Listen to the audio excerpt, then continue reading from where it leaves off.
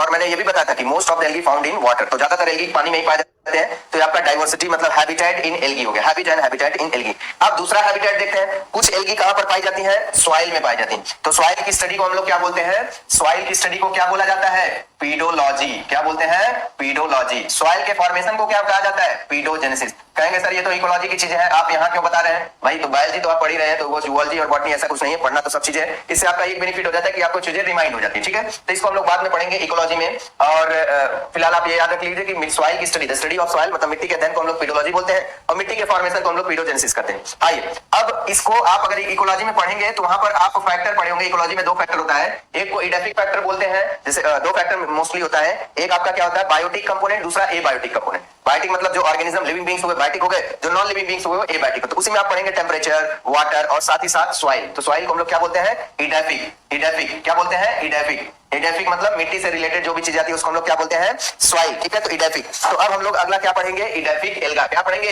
Edaphic alga. Edaphic का मतलब इस तरह की एल्गी कहां पाई जाती है? मिट्टियों में पाई जाती है। तो चलिए अगला शुरू करते हैं, इडेफिक एल्गा। तो ये आपका दूसरा हैबिटेट है एल्गी। पहले हैबिटेट की हम लोग बात कर लिए हैं, पहला हैबिटेट कहां था? पानी में, जो कॉमन था, ठीक है। पहला हैबिटेट कहां था? पानी में, जो कॉमन था। तो इडेफिक एल्गा हम लोग बात कर रहे हैं। इडेफिक मतलब वो एल्गी जो मिट्टियों में पाई जाती है, उसको हम लोग क्या बोलते हैं? इडेफिक एल्गा, ठीक है। अब इडेफिक में आप क्या देखेंगे? दो तरह का होता है, मतलब होता है तो तीन तरह का।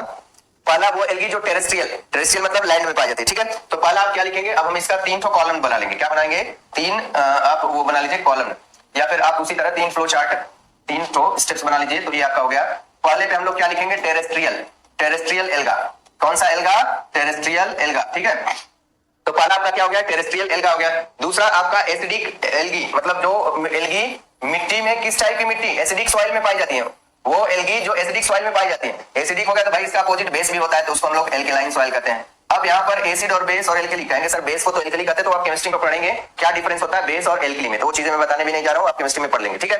तो कुछ मिट्टी जो होती है वो आपका एल्कली मतलब सॉरी नॉट मिट्टी, कुछ एल्गी ऐसी होती है जो एल्कली सॉइल में पाई जाती है, कुछ एल्गी एसिडिक सॉइल में पाई जाती है। और टेरेस्ट्रियल एल्गा मतलब जो जमीन पे तो सभी पाई जाती है, लेकिन जमीन का नेचर के बिहाफ पे, on the behalf of nature. तो एसिडिक सॉइल, एल्कली सॉइल ये मतलब पीएच, उसके पीएच के बेसिस पे डिवाइड किया गया। और टेरेस्ट्रियल एल्गा मतलब जो जमीन पे पाए जाते हैं। अब आप टेरेस्ट्रियल में भी देखेंगे दो तरह के होते हैं। टेरेस्ट्रियल में भी दो प्रकार के होते हैं, कुछ एबव द सॉइल मतलब मिट्टी के सतह पे होते हैं, कुछ बिलो द सॉइल होंगे। तो पहले आप क्या लिखेंगे? Above the soil.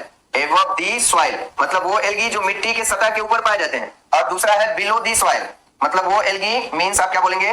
वो एल्गी जो मिट्टी में नीचे पाए जाते हैं, बिलो दी सॉइल, ठीक है। तो आपने पहला क्या लिखा है? एबव दी सॉइल, दूसरा क्या है? Below the soil. पहला है एबव दी सॉइल, दूसरा बिलो दी सॉइल। जो मिट्टी के नीचे पाए जाते हैं उसको हम लोग बोलते हैं क्रिप्टोफाइट्स। क्या बोलते हैं? क्रिप्टोफाइट्स। तो कहेंगे सर एल्गी को भी क्रिप्टोफाइट्स बोलते हैं? हाँ, एल्गी को भी हम लोग क्या बोलेंगे? क्रिप्टोफाइट्स। इसका एग्जांपल हमारे पास नहीं है, अगर आपके पास होगा या कहीं आप देखे होंगे तो एग्जांपल बताइएगा। फिलहाल टेरेस्ट्रियल एल्गा में कुछ एल्गी वो होते हैं जो मिट्टी के सतह के ऊपर पाए जाते हैं, उसको एबव द सॉइल बोलते हैं। और जो एल्गी मिट्टी के सतह के नीचे पाए जाते हैं उसको हम लोग क्रिप्टोफाइट्स बोलते हैं। क्या कहते हैं? क्रिप्टोफाइट्स कहते हैं। अब एबव द सॉइल एग्जांपल देख लीजिए, उसमें आपका सैप्रोफाइट्स आता है, वाउचेरिया आता है, बोट्रीडियम आता है। तो अब आप इसका एग्जांपल लिख लीजिए। पहला आपका सैप्रोफाइट्स मतलब जो मृतोपजीवी होते हैं, dead and decaying organic matter पर डिपेंड करते हैं। जैसे आप फंगस का पढ़ेंगे तो फंगस की पहली लाइन बताती है कि ये मृतोपजीवी होते हैं, सैप्रोफाइट्स होते हैं, मतलब these are growing on the dead and decaying organic matter, मतलब जो सड़े गले पदार्थ होते हैं उसी पर ये ग्रो करता है, ठीक है। तो अब देखिए एबव द सॉइल मतलब पहला तो आपका सैप्रोफाइट्स एल्गी, मतलब जो कुछ एल्गी ऐसे होते हैं जो सड़े गले पदार्थों से पाते हैं, मतलब उनसे न्यूट्रिशन लेके अपना काम चलाते हैं। दूसरा मैंने आपको एग्जांपल बताया, दूसरा अपना एग्जांपल बताया वाउचेरिया। दूसरा एग्जांपल क्या लिखेंगे? वाउचेरिया। क्या लिखेंगे? वाउचेरिया। और तीसरा एग्जांपल लिख लीजिए, एक सेकेंड, ये आप थोड़ा सा इरेज कर लीजिए यहाँ पर कुछ, वाउचेरिया, वाउचेरिया, ठीक है। तो वाउचेरिया हो गया। और तीसरा आप लिखेंगे बोट्रीडियम। तीसरा आप क्या लिखेंगे? बोट्रीडियम।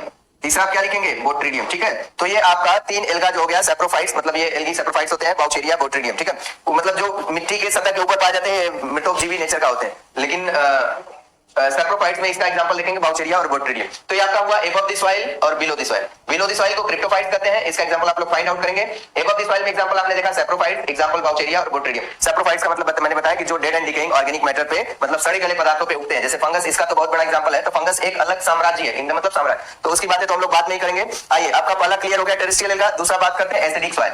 अब एसिडिक सॉइल आपको क्लियर होगा, मतलब इसका पीएच हमेशा 7 से नीचे रहेगा, तो उस तरह के सॉइल को हम लोग क्या बोलते हैं? Acidic soil. इसका एग्जांपल लिख लीजिए। एसिडिक सॉइल में कौन सी एल्गी पाई जाते हैं? एसिडिक सॉइल में कौन सी एल्गी पाई जाती है? प्रिस्टिएला। ये बहुत इंपॉर्टेंट है, प्रिस्टिएला, ठीक है। प्रिस्टिएला एल्गी आप लोग याद करिएगा, क्योंकि पृष्ठ को हम लोग क्या बोलते हैं? पृष्ठ को फादर ऑफ फाइकोलॉजी। तो प्रिस्टिएला ये जो एल्गी है ये उन्हीं के नाम से कुछ मिलती जुलती है, प्रिस्टिएला। तो वो एल्गी जो एसिडिक सॉइल में पाई जाती है उसका क्या नाम है? प्रिस्टिएला, ठीक है। दूसरा देखिए एल्केलाइन सॉइल में, वो एल्गी जो एल्केलाइन मतलब बेस वाली मिट्टी में पाई जाती है उसको हम लोग क्या बोलते हैं, एल्केलाइन सॉइल। इसका एग्जांपल आप लिखेंगे नॉस्टॉक और ऑसिलेटोरिया, नॉस्टॉक और ऑसिलेटोरिया। अब यहाँ पर भी आपको डाउट होगा, कहेंगे सर कि नॉस्टॉक भी तो ब्लू ग्रीन एल्गी से ही बिलोंग करता है, तो ये भी तो पूछ सकते हैं। तो ये आपका आता है क्योंकि एल्गी लग रहा है, तो हमने बताया था कि कुछ कैरेक्टर्स होते हैं जो सिमिलरिटी रखते हैं मोनोरा किंगडम से, तो इसलिए हम उसको ब्लू ग्रीन एल्गी बोलते हैं, ठीक है, मतलब प्रोकैरियोट में रखे जाते हैं।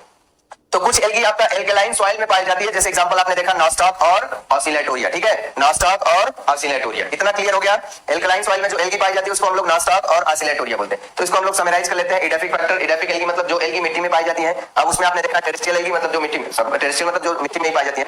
टेरेस्ट्रियल में भी दो कंडीशन है, पहला मिट्टी के ऊपर, दूसरा मिट्टी के नीचे। मिट्टी के ऊपर जो होता है वो मृतोपजीवी टाइप का नेचर होता है, उसमें एग्जांपल बाउचेरिया बोट्रिडियम होता है। जो मिट्टी के नीचे होते हैं वो आपका क्रिप्टोफाइट्स कहलाते हैं। उसका एग्जांपल आप लोग फाइंड आउट करके लाएंगे, ढूंढ के लाएंगे। एसिडिक सॉइल को हम लोग, एसिडिक सॉइल वो एल्गी वो शैवाल जो एसिडिक सॉइल में पाई जाती है उसका फ्रिशियल एग्जांपल है। वो शैवाल जो एल्केलाइन मिट्टी में पाई जाती है उसका एग्जांपल है नॉस्टॉक और ऑसिलेटोरिया, ठीक है, नॉस्टॉक और ऑसिलेटोरिया, ठीक है। तो फीलिंग विद अस आपने बहुत अच्छा मतलब वो बताया है, और मैं भी वही चीजें बता रहा था लेकिन आपने थोड़ा सा डिटेल में क्लियर कर दिया, ठीक है। ओके, चलिए अब हम लोग दो नेचर पढ़ चुके, दो हैबिटेट देख चुके।